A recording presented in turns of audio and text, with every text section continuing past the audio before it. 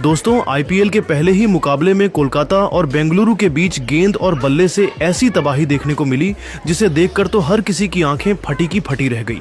जहां अजिंक्य रहाणे ने टी20 को टी10 बनाते हुए नया कीर्तिमान स्थापित कर दिया, तो वही कुणाल पांड्या और रसिक सलाम ने मिलकर बेंगलुरु की टीम को मैच में शानदार वापसी कराई।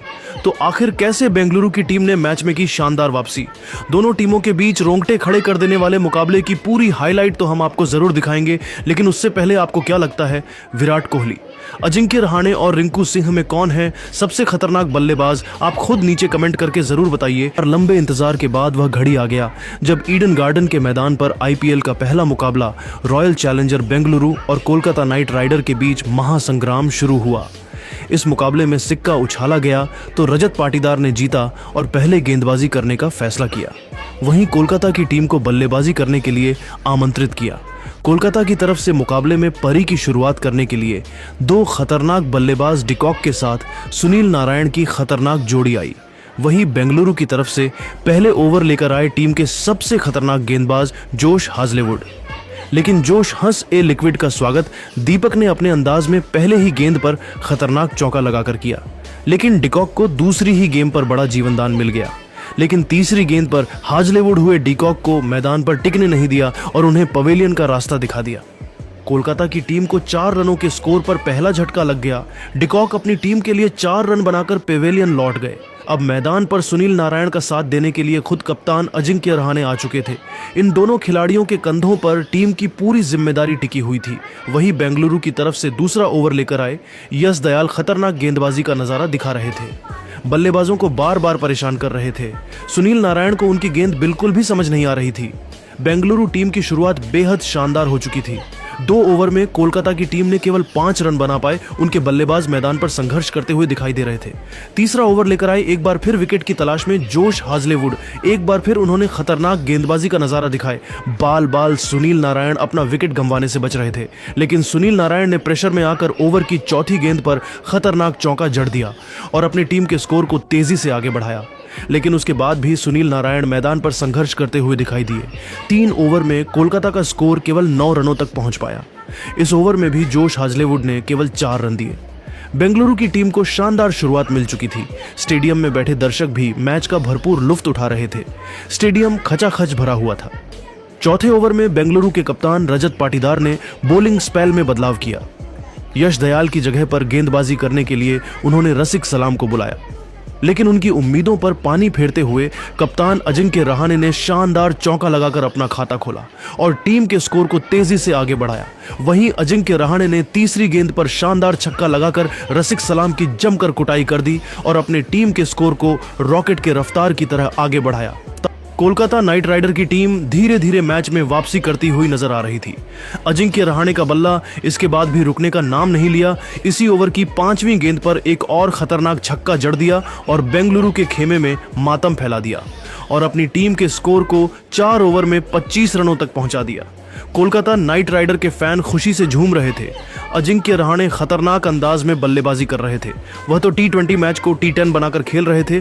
उनकी बल्लेबाजी देखकर खुद शाहरुख खान भी तालियां बजा रहे थे। विकेट की तलाश में रजत पाटीदार ने एक बार फिर बॉलिंग स्टाइल में बदलाव किया और इस बार उन्होंने फिरकी के जादूगर कुणाल पांड्या को बुलाया।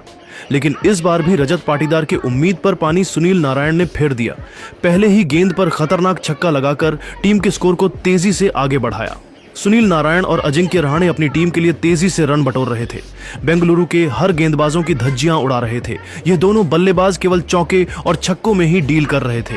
कुणाल पांड्या के ओवर में अजिंक्य रहाणे ने भी अपना हाथ खोल और ओवर की 5वीं गेंद पर खतरनाक चौका जड़ दिया। इसके बाद भी इनका बाला रुकने का नाम नहीं लिया। ओवर की समाप्ति भी अजिंक्य रहाणे ने चौके के साथ किया और अपनी टीम के स्कोर को इन दोनों बल्लेबाजों ने 5 ओवर में ही 40 रनों तक पहुंचा दिया। इन दोनों की बल्लेबाजी देखकर टीम के मालिक शाहरुख खान भी खुशी से झूम उठे। ड्रेसिंग रूम में खड़े होकर उनके लिए तालियां बजा रहे थे।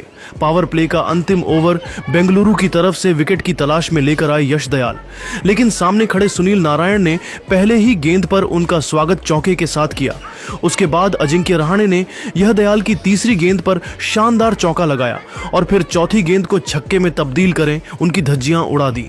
इसके बाद भी इनका बाला रुकने का नाम नहीं लिया। 5वीं गेंद को भी चौके में तब्दील कर दिया।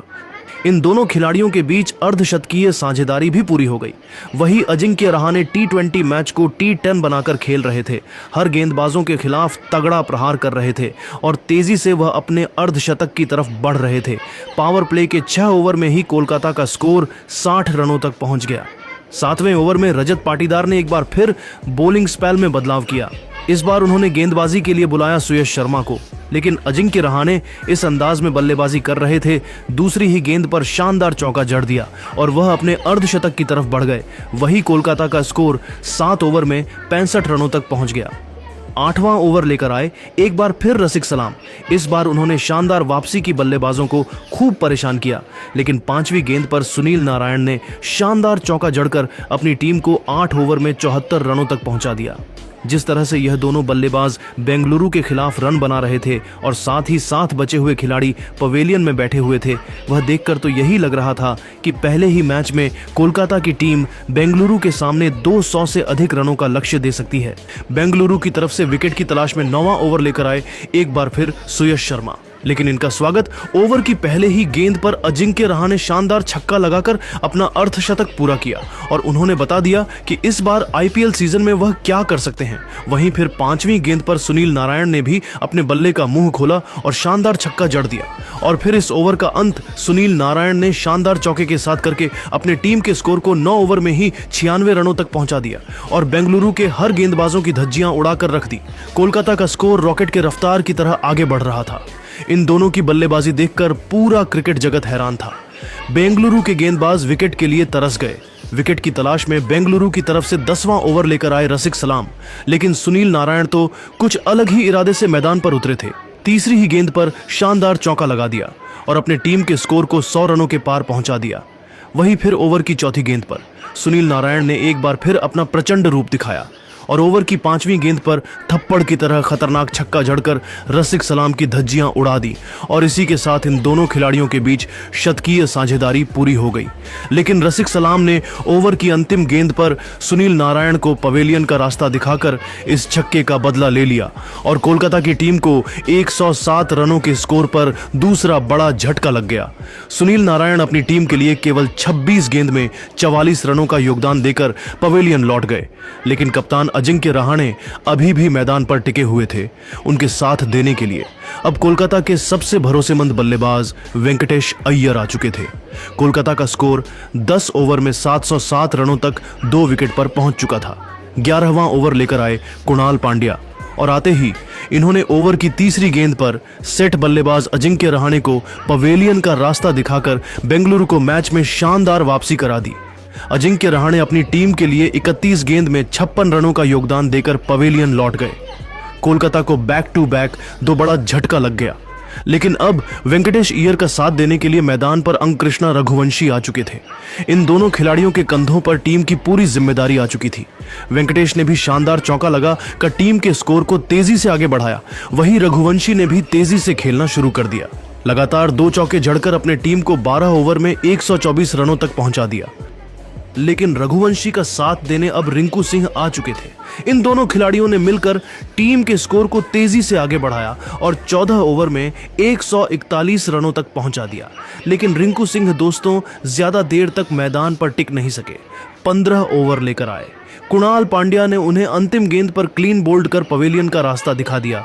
वही बल्लेबाजी करने आए आंद्रे रसेल भी कुछ खास नहीं कर सके, केवल 4 रन बनाकर सुयश शर्मा के शिकार हो गए। बैक टू बैक कोलकाता को झटका लगने लगा। बेंगलुरु की टीम मैच में शानदार वापसी कर चुकी थी। रघुवंशी अकेले टीम के लिए रन बना रहे थे। टीम का स्कोर 150 रनों के पास जा चुका था, लेकिन रघुवंशी भी 19वें ओवर में अपना विकेट खो बैठे और कोलकाता को 168 रनों के स्कोर पर 7वां बड़ा झटका लग गया।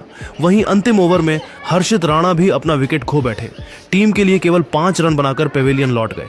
कोलकाता की टीम ने बेंगलुरु के सामने 20 ओवर में 174 रन बने और पहाड़ जैसा लक्ष्य दिया।